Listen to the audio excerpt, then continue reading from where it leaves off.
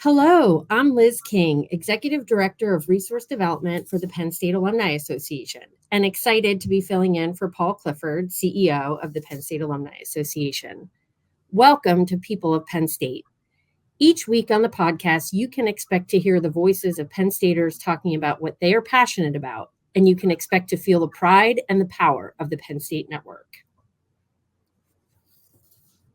Jonathan W. White is a professor of American Studies at Christopher Newport University in Newport News, Virginia. He is the author or editor of 17 books that cover a variety of topics about the Civil War, including A House Built by Slaves, African American Visitors to the Lincoln White House, published in 2022, which was co-winner of the Gilder Lehrman Lincoln Prize, and an exciting new children's book, My Day with Abe Lincoln, published in 2024. Among his many other awards is the 2019 State Council of Higher Education for Virginia's Outstanding Faculty Award, which is the highest award given to college faculty by the Commonwealth of Virginia. Jonathan, welcome to the podcast. Thank you so much for having me. We're so glad that you're here with us, and I'd love to just jump in and start with a few questions. Can you tell us how you became a Penn State Nittany Lion? Yeah, when I was in high school in the late 1990s, I visited. A friend of mine was a freshman at Penn State. I guess this would have been in the spring of 1996. And so I was a senior in high school, or fall of 96. I was a senior in high school. I went to visit him. I didn't know my way around campus. It was my first time there. And I remember I needed to find him in West Halls. He lived in Hamilton Hall. And I was walking around West Halls and I just didn't know it. And I went up to someone, I said, "Do you know where West Halls is?" And the guy was messing with me and he said, "Oh, I've never heard of it." I eventually found my friend and we had such a good weekend that I thought, this is where I want to go. And so I ended up going the following year. That's really exciting. So tell us, once you came to Penn State, what led you to be a history major? I started as a business major. I wanted to make a lot of money, and I still would like to make a lot of money, but I had always loved history, and I got put into one of those freshman survey classes, and I sat in the front row every class, and this is one of the 250 people classes, and I sat in the front row, and I just fell in love with it with my professor, John Frantz. He would have me over to his house sometimes. I got to know him personally. And I just decided at that point that this is what I wanted to do with my career. And so I switched from business to history and never looked back. And I was so inspired by the faculty I had at Penn State that I decided that's what I wanted to do with my life. And so I went on to graduate school and then went on to become a professor myself. I love that. I love hearing about the relationships that are built when you are a student at Penn State and what comes of that and kind of how that shapes your future. Can you tell us a little bit about some of your favorite classes? And then, like we were just talking about, how your relationships with your professors stuck with you after graduation? Yeah, there are so many classes that still stick with me. It's funny, I still have my Blue Book exams from all of my classes. I still have all my papers that I wrote on my laptop here.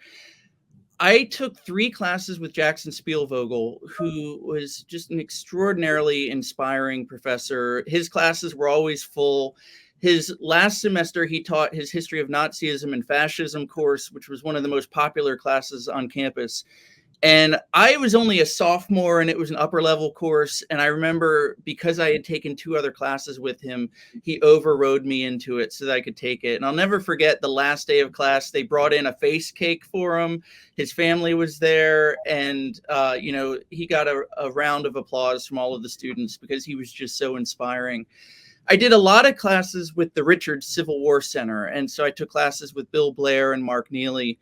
And they really shaped who I became as a scholar. I took a sophomore level writing class with Bill when I was a sophomore, and I wrote about desertion during the Civil War. What was it like for Pennsylvania soldiers who deserted from the Union Army? And that began sort of a path of me thinking about how the military history of the war intersected with the political history of the war and what causes men to fight or to desert. And then I took that further by taking a Civil War class with Bill, and then a constitutional history class with Mark Neely, who's a Pulitzer Prize winning historian who came to Penn State while I was a student there. And I've had lasting relationships with them. I remember with Mark, I used to go to his office every day after class, it seems. We would walk back to his office and talk about all sorts of things. He had seen Bob Dylan in the early 1960s, and I was a big Bob Dylan fan. So hearing those kind of stories was just like awe-inspiring for me. But we would talk about the Civil War and all sorts of other things. And they really shaped the way that I thought about the Civil War and thought about history. And for years forward, when I write, even today, when I write things, I still send them to Bill and to Mark and ask them for their advice. I wrote a book review last week and I sent it to Bill and I said, would you mind reading this and giving me some feedback? And he sent me back some comments. So those relationships I developed 20 years ago are still, with me today, which is really a wonderful thing. For those of you who are listening to the podcast audio only, I just want to point out that Jonathan has a big smile across his face. I love watching you talk about your memories and your interaction with your faculty members. Clearly, this is a point of pride and joy for you. You talk a little bit about some of those memories. Do you have other favorite memories from your time at Penn State? Yeah, if I were to think about non-academic memories, I think one of my favorite memories is the Penn State versus Ohio State football game in 1997. This was my freshman year. And I took my brother-in-law and my sister, and my brother-in-law went to Ohio State. And so he wore his Ohio State sweatshirt into Beaver Stadium. And I made him take it off after a while because we were sitting in the junior section and it just was not a good idea for him to be wearing his Ohio State sweatshirt. But we were there, and I'll never forget. I mean, towards the end of the game, Penn State was down by 10. And this might bring back memories for folks. This is the time when LeVar Arrington was a freshman and Aaron Harris and Curtis Enos were the running backs. And we were down by 10. And I'll never forget, my brother-in-law called his brother, who had also gone to Ohio State. And it was just dead silent in the stadium because, we were down. And so he could call his brother on the phone and be perfectly audible. And he said, you'll never guess where I am. I'm at Beaver Stadium. I'm at the game. And his brother was watching the game on TV. And then we came back and won. And I've never experienced another sporting event like it. It was just incredible. I still talk about that game with my students sometimes. I mean, it was just such a fun thing. And that same semester, I remember my friend Rich, who is the guy who I visited and then wanted to go to Penn State after visiting him. He and I were walking out one day. It was a Sunday after a football game. And we were going out to Sunset Park. And we didn't know where Joe Pa lived at the time. But we were walking out to Sunset Park. And this car pulled right in front of us and parked in the driveway. And we both just stopped and stared. And the driver didn't get out of the car. And I said to Rich, let's just take one step and he'll think that we're walking again. So we both just took one step and Joe Pa thought we were walking and he got out of the car. We ran up onto the driveway and shook his hand and said, oh, great game yesterday. And he said something nice to us. And then we went on our way to Sunset Park. But just those kind of memories, I don't think I'll ever forget them. They've really stuck with me all these years later. It sounds like it really shaped your Penn State experience. That's incredible. This is the People of Penn State, and I'm Liz King. I'm joined today by Jonathan W. White, Professor of American Studies at Christopher Newport University. Jonathan, you've written or edited 17 books. How do you come up with your topics? I've got a lot of ideas. It's funny. On my computer, I have a file of all of the ideas for books I'd like to do.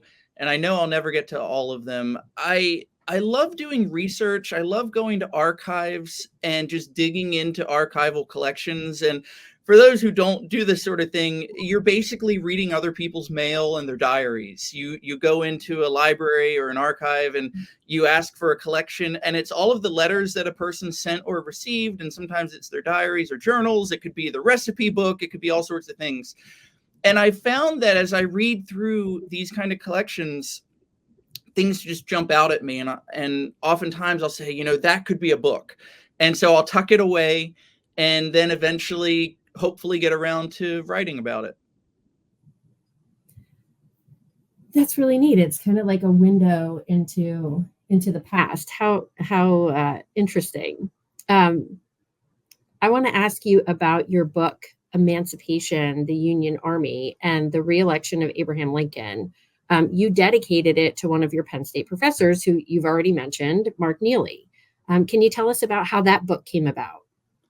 So my senior year was the 2000 to 2001 year. And as I'd said before, I used to go back to Mark's office after class regularly, and we would talk. And at some point, I asked him if he would do an independent study with me, and he said yes. And he said, "What do you want to write about?" And I told him my idea, and he said, "No, I'm paraphrasing here, but he essentially said, no, that's not a good idea. Come back in a week, and I'll have something else for you." So came back a week later, and he presented 3 ideas to me, and they were all things that he knew I could research from State College, things that the library either had in its collections or that we had microfilm of, that sort of thing. And one of those topics was the history of soldiers voting during the Civil War. Today, it's very common for people to vote absentee. In fact, since the last presidential election, it's become very common for people to vote by mail. Well, that was a new thing during the Civil War. With 2 million men away fighting, there had to be a mechanism created for soldiers to be able to vote. And the idea was, if these guys are sacrificing their lives for the sake of the nation, they should have a voice in who gets to govern it. And believe it or not, only one book had ever been written on soldiers voting during the Civil War, and it was written by a veteran in the early 1900s. And so Mark knew that this was a topic that was ripe for a new sort of perspective and new writing. And this was, again, the fall of 2000. So it was the first time I was old enough to vote in a presidential election. And this was, of course, the contested election between Bush and Gore that ultimately led to a Supreme Court decision. And I had no idea that sort of thing was not, I mean, it was uncommon at the presidential level, but contested elections are very common throughout American history. And so I thought this would be a good topic. And so I started doing research on the history of Pennsylvania soldiers voting during the Civil War. What laws were enacted enabling them to do it? What did it look like when they voted? How did they vote? Did they vote Republican or Democrat? What did that tell us? And so I wrote a paper for him during my senior year as that independent study.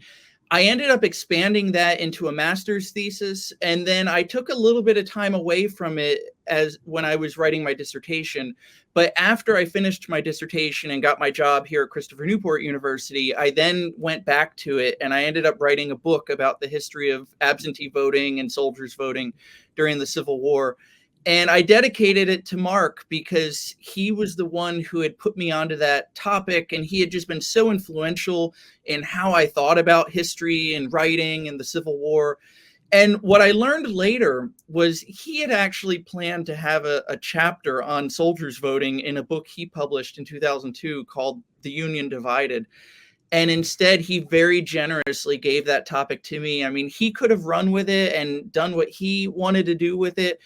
And instead, he saw something in me as a student and gave me that top. He gave me a shot on it, and when I did an okay job, he let me run with it. And so I dedicated the book to him out of gratitude, not only for giving me the topic, but for everything in my career that he had done for me. Wow, what an amazing opportunity! And I think it's amazing that he gave you. You know, he trusted you and he saw that in you and gave you that opportunity to grow. What a great experience for you. Your book, A House Built by Slaves, African-American Visitors to the Lincoln White House, co-won the $50,000 Gilder Lehrman Lincoln Prize with John Meacham. Tell us about that book and why it's so important to understand that aspect of American history today. We live in a time where the issue of race is at the forefront of our politics and our society. And in the process, I've found we're often thinking about historical figures, whether we're thinking about Confederate monuments or flags or history books, or in at the University of Wisconsin, the students want to tear down, some of the students I should say, want to tear down their statue of Lincoln. Or in San Francisco a couple years ago, the school board almost renamed Abraham Lincoln High School. And so as we're having these sort of national conversations about race, we're also thinking about it as a society in a historical way as well. But I found that a lot of times when we think about historical figures like Lincoln, we often view them through our lens, which is inevitable. We live in the 21st century, so we're going to view them as 21st century Americans, but we don't think about someone like Lincoln as a person within his own time and understand him within that context. And so there's been a lot of criticism of Lincoln over the years for a host of reasons, but some of the criticism comes along the lines of his views of race, his views of African Americans, what he did about emancipation. And as I was doing more and more reading and research on Lincoln, I discovered that a really special relationship developed between Lincoln and the Black community in the 1860s. And it's a story that has been forgotten for almost 160 years. So to kind of set the stage, I'm sitting in my office at Christopher Newport University, and during the school year, students can come in and talk to me anytime they want to if I have office hours. And just like all of us when we were at Penn State, our professor had office hours, and we could go in and talk to them about whatever was on our minds. And as crazy as it may be for us to think about, during the Civil War, Abraham Lincoln held office hours. And any American who wanted to could go in and talk to the president about whatever was on their mind. So it could be, I want a patronage office, or it could be, I've got a financial trouble, I need you to help me, or help me get a job with the federal government, or pardon my husband, or whatever. It could be anything that people wanted to go to talk to him about. And for the first year of the war, only white Americans take advantage of that. But as early as April of 1862, African Americans begin going to the White House to meet with Lincoln as well, to talk to him about what was on their minds. And they push him on emancipation, or on using Black soldiers, or on treating Black soldiers equally as white soldiers, or to thank him for issuing the Emancipation Proclamation, to give him gifts. And I believe that Lincoln met with hundreds of African Americans during the Civil War. And historians knew about some of the famous cases. We knew that Sojourner Truth had met Lincoln. We knew that Frederick Douglass had met Lincoln, but we didn't know about all these ordinary people who went in to meet with the president. And the story that unfolds is extraordinary. Lincoln always shakes their hands, which is something that very few white people, let alone white politicians, would have done in the 1860s. He listens to them. He has open conversations with them. They listened to him, and those conversations actually led to changes in major public policies during Lincoln's presidency. And so I was able to uncover a lot of material that was buried in newspapers that had been lost for a century and a half. And it's, we live in an era where newspapers are digitized. So I have memories of being a student at Penn State, and when you wanted to look at the newspapers then, you had to go in Petit Library and go down to the ground floor into like this dark corner in the back and scroll through microfilm, and it hurt your eyes, and you would just have to read through page after page after page of newspapers. Now you can go into newspapers.com and keyword search, and so you can pinpoint and find articles. And being able to do that enabled me to put this story together that I think is really important for our time. And I've been really gratified by the response it's gotten. Such an important piece of history. And I don't know how many people know about that. And so for you to have done all of this work to share this with others is really important. I'm going to switch gears a little bit here and ask you about something new for you. So you've recently turned to writing children's books, and I will admit that this was very interesting to me. I have two young avid readers at home, and so there is actually a copy of your latest book, My Day with Abe Lincoln, on its way to my house. And so I was wondering if you could tell us a little bit more about your latest book. Yeah, so I've been, writing books for adults now for a long time. But I've got two girls. I've got two daughters. So Charlotte just turned 11 last week, a week ago, and Clara turned 8 in February. And so for their whole lives, I've been taking them to historic sites and Lincoln sites. I've taken them to Old Main, and they've seen the giant Lincoln artwork from the New Deal and the Lincoln statue that's in the hub. And we've been to Lincoln sites all over the country. In fact, all over the world. Clara's seen the Lincoln statue in London. And I've been reading them books about American history for their whole lives. And I also often make up bedtime stories about, talking animals and that have crazy adventures and things. And so I wanted to write a book that would be geared towards children, that would hopefully help ignite an interest in American history and a love of history like I had when I was a kid. And the story evolved over time. My original plan was just to write something short about what it was like for Abraham Lincoln to go to school. But I thought, there's a lot of books like that already. I wanted to come up with something different. And so the idea I came up with was to have a third grade girl who tantrums one Monday morning. She doesn't want to go to school. And I think this is something that a lot of parents can understand. They've probably experienced this. And so my character, her name is Lucy. She decides, well, maybe if I put on the craziest outfit possible, my parents won't let me go to school. And so she dresses in a really silly outfit. And to top it off, she gets the magic top hat from her brother's magic kit, and she puts it on. And when she puts on this magic top hat, it transports her back to Spencer County, Indiana in the 1820s. And she kind of sits up on this dirt path in the woods, and she sees this boy and this girl walking towards her. It turns out to be Abe Lincoln when he was probably about 11 or 13 years old, and his sister Sarah. And not having anything else to do, she goes to school with them. And then after school, she goes home with them. And what I love to tell people is everything in the book is 100% historically accurate, except for the time travel part. I wanted to come up with a way that would really immerse kids in the story. And so Lucy goes about the day with Abe and Sarah, and she learns so much about him. And it's all historically accurate to the record, with one other exception, I should say. At the very end of the story, Abe is eyeing this top hat the whole time. He's wearing a coonskin cap throughout the story, but he sees his top hat. He really likes it.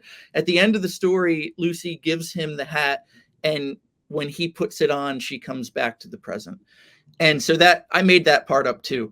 But other than that, it's all true. And it's been really gratifying actually to see on Amazon what a lot of parents have been doing is they've been letting their kids write the reviews. And so I've been able to get a glimpse of like how the story has kind of touched young kids' imaginations as they've been reading it. And so that book came out in February, and I've actually written book 2. It's called My Day with Abe Lincoln. I actually have a poster of it there. And then next February, I'm going to publish a second book. We're working on it. I think the title is going to be at the White House with President Lincoln. And Lucy and her brother are going to travel back to the White House in August of 1861. And when she sees Abe, she instantly knows who it is. And when he sees her, he knows he's met her before, but he can't quite put his finger on it because he's aged 40 years and she's aged 6 months. And she spends the day at the White House learning about what it was like to be president during the Civil War. And Lincoln had 2 little boys at the White House who were very poorly behaved, like very poorly behaved. And so she goes throughout the day playing with them and getting into some trouble with them. So it'll give kids a chance to kind of see a next step and experience the White House in a different way. It's been a lot of fun. I never thought I would do something like this. But the other thing I'll throw in real quick is just my daughters have helped me in the process. And so we would sit down and spend hours proofreading and talking through the storyline and the word choice. And so it's been a really great way for them to work with me on it as well. That's really exciting. It's sounds like a really nice bonding opportunity for you and your girls, but that you've also put something together that makes history accessible and, more digestible to kids of that age. So I'm excited for it to show up at our house. I hope your kids like it. You'll have to let me know. Well, and maybe I'll have them write a review. I love that idea. Perfect. So, Jonathan, in your research about the Civil War and Reconstruction, what lessons, and you've talked about this a little bit, what lessons have modern day relevance? I think it has so many. I mean, the Civil War is really what made us, or it's part of what's made us the nation that we are today. I mean, a lot of the issues that came up in the Civil War are ones that we're still grappling with and still thinking about and fighting over as a people. It's still very relevant. And when I teach my students, I often try to get them to understand the causes of the war and also its consequences. And one of the things that I think is most important is why Lincoln was willing to fight the war. I mean, Lincoln really believed that the principles of the American founding were worth fighting for and preserving. Lincoln believed that when the Declaration of Independence said all men are created equal, Lincoln later said that meant all people of all colors everywhere. And he was willing to fight to preserve those ideals and to keep the nation alive. And so I think in our own time, we still ought to do that. We ought to remember the principles of our founding, remember the sacrifices of those who came before us to preserve the nation for us, to preserve and extend the rights that we have today. And so I always try to get my students to think about those lessons and those sacrifices so that we don't take those sacrifices for granted. Yeah, that's such an important point. Can you talk about your time at Penn State and how it influenced your own approach to teaching at the college level? Yeah, as I've kind of alluded to, I mean, my professors at Penn State were just so influential in my own thinking and so generous with their time and with their ideas. I could name so many faculty members who influenced me when I was there.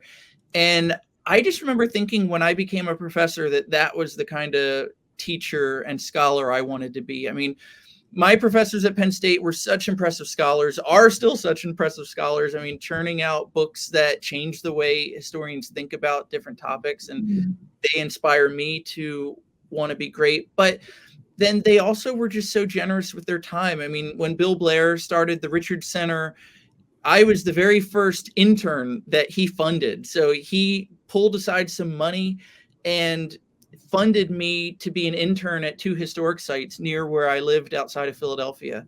And those kind of experiences opened up new opportunities for me and taught me new things. And so I've mentored a lot of students through internship opportunities and research opportunities at CNU. And on a couple of occasions, I've actually even done something similar to what Mark did for me, where I knew there was a good topic and I could have written about it, but I gave it to a student of mine to write an article or something. And I just know that my professors put so much into me that I want to pay it forward to my students. And I hope that in 20 years, I still have the relationship with my students that I still have with my professors from Penn State. I love that. So you talked a little bit about the next children's book that's coming up. Is there anything else that you're working on now? Oh, yeah. I've got a lot of things in the works. I think I'm going to have about 5 books come out in the next 12 months or so. One of them that I'm excited about, I'm actually doing with a friend from Penn State. We didn't know each other at the time. I graduated in 2001. And he graduated from Gettysburg College in 2001 and then went to Penn State for his PhD. And now he teaches at Old Dominion University, which is about 25 minutes away from me. But around 2002, our mutual professors from Penn State introduced us. His name's Tim Orr. And we've been friends ever since. And we've done conferences together. And since we live close to each other, we get together a lot. And he and I are doing a photographic history of New York City during the Civil War. And we have pulled about 250 photographs of the city, and we've written captions for all of them. And it basically tells the story of what New York was like from 1860 to 1865. Mm-hmm. And it's a really fun kind of way to view the war, because the photographs bring the history to life in a different kind of way than just words on the page do. And what we decided to do was to dedicate it to our professors from the Richards Center at Penn State. So we dedicate it broadly to the professors from the Richards Center, and then specifically to Bill Blair, Mark Neely, and Carol Reardon, who was Tim's PhD advisor. And it was just sort of our way of together thanking them for how they inspired us in our separate careers, but also our friendship. And so that one should be out either this fall or maybe in the winter of 2025. And then I'm doing a book that I'm excited about. I'm calling it Frederick Douglass on Abraham Lincoln.